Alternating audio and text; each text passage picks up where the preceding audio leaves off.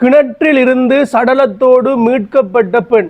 ஒரு வாரமாக இந்த விடயம் சம்பந்தமாகத்தான் உலக ரீதியான தகவல்கள் பகிரப்பட்டு வருது. நாங்களும் ஒரு சில காணொளிகள் போட்டிருப்போம்.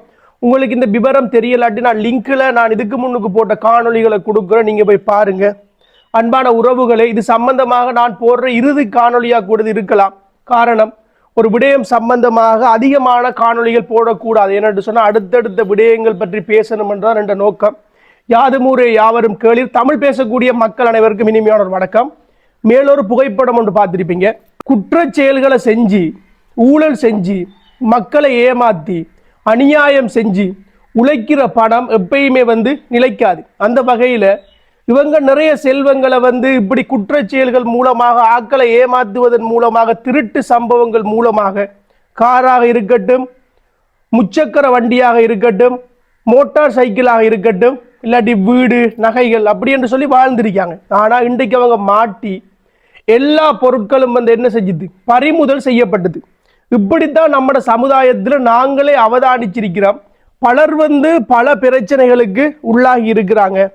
பலர் இன்றைக்கு நிறைய சொத்துக்களை ஊழல் மூலமாக சேகரித்த நபர்கள் இன்றைக்கு வீட்டை விட்டு வெளியில வர முடியாம, அவங்களோட முகத்தை கூட ஒரு சமூக வலைத்தளங்கள்ல காட்ட முடியாம கஷ்டப்படுறாங்க. பெரும்பாலும் இந்த வாழ்க்கையில நான் ஒரு சிலரை முன்மாதிரி எடுத்திருக்கிறேன். இவங்கள மாதிரி தான்டாப்பா நம்ம ஒரு குறிப்பிட்ட வயசு வந்ததுக்கு பிறகு வாழணும், இவங்கள மாதிரி முன்மாதிரியா இருக்கணும் என்று. அப்படியான நபர்களே ஒரு குறிப்பிட்ட காலத்துக்கு பிறகு நம்ம வாழ்ந்தா இவங்கள மாதிரி மட்டும் வாழ்ந்து விடக்கூடாது என்று கூட நினைச்சிருக்கிறேன். உண்மைக்குமே நல்லதன் மூலமாக நல்ல விடயத்தை செய்து நம்ம ஈட்டுகின்ற பொருள், பணம் கொஞ்சமாக இருந்தாலும் இரவையில நித்திரை கொள்ளக்குள்ள நமக்கு நல்ல ஒரு நித்திரை வரும். ஆனால் அதை தாண்டி ஊழல் மூலமாக மக்களை ஏமாற்றி பெற்றுக்கொள்ற ஒரு ரூபா பணமாக இருந்தாலும் சரி, கோடி ரூபா பணமாக இருந்தாலும் சரி, ஒரு சந்தோஷத்தை கொடுக்காது. நம்மட குடும்பத்துக்கோ நம்மட பிள்ளைகளுக்கோ சந்தோஷத்தை கொடுக்காது. பலர் இன்றைக்கு கோடிக்கணக்கான பணத்தை ஊழல் மூலமாக சேமிச்சு போட்டு இன்றைக்கு நோய்வாய்ப்பட்ட நிலையில குடும்பத்தை வெளிநாடுகளுக்கு அனுப்பி போட்டு இன்றைக்கு வாழ்க்கையை ஒவ்வொரு நாளுமே நரக வேதனையோட அனுபவிச்சு கொண்டிருக்கிறார்கள் கூட இருக்கிறாங்க. அவங்களுக்கு ஆதரவான கூட இந்த காணொலி பார்த்து கொண்டிருக்கலாம். அவர் ஆரண்டு உங்களுக்கு தெரிஞ்சா நீங்க கமெண்ட் பண்ணுங்க. உண்மைக்குமே ஏன்னு சொல்றேன்டா, செத்த பாம்பை அடிக்கிறதோ யார மனசையும் புண்படுத்துகின்ற நோக்கம் இல்லை. ஆனாலும் கூட ஊழல் மூலமாக ஈட்டப்படுகின்ற பணம், இந்த மேலரிக்கிற நபர்கள் மாதிரி குற்ற செயல்கள், திருட்டு சம்பவங்கள் மூலமாக, அநியாயத்தின் மூலமாக ஈட்டப்படுற பணம் ஒரு நாள் சந்தோஷத்தை கொடுக்காது.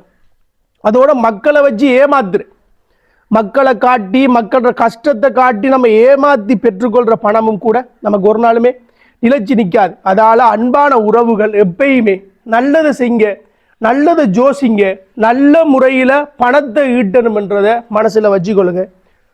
உண்மைக்குமே இப்படியான பல விடயங்கள் இப்போ நான் பார்த்து கொண்டிருக்கிறோம். இந்த போதைப் பொருளோட சம்பந்தப்பட்ட விடயங்கள் யாழ்ப்பாணத்தில் அப்படித்தான். போதைப் பொருளோட சம்பந்தப்பட்ட திவாகர் என்ற ஒரு அயோக்கியன் ஒரு காவாலியோட உறவு வச்சிருந்ததால மிகப்பெரிய ஒரு ஆற்றல் மிக்க, ஆளுமை மிக்க ஒரு விரிவுரையாளரை ஒரு குடும்பம் இழந்திருக்கி, ஒரு சமூகம் இழந்திருக்கி, ஒரு பிள்ளை அவனோட சேர்ந்து பெரிய ஒரு குற்றச்செயலை காரணமாக அமைந்திருக்காவும். உண்மைக்குமே தீயவர்களோட கூடிய நட்பு, அதிகமான நபர்கள் என்ன செய்யறா, தீயவர்களோட நட்பு வைக்கிற இளம் பொடியனோட கூட நான் பார்த்துருக்கிறேன். இந்த ரவுடிசம், இந்த போதைப் பொருளோட சம்பந்தப்பட்ட நபர்களோட நட்பு வைக்கிற, எங்களுக்கு ஒரு கேங் வேணும், நம்ம தனிச்சிருவோம்னு சொல்லி.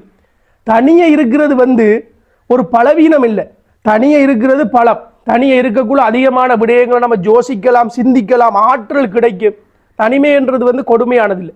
தனிமையை விட கொடுமையானது எதண்டா, தீயவர்களின் நட்பு அதிகமான கொடுமையானது.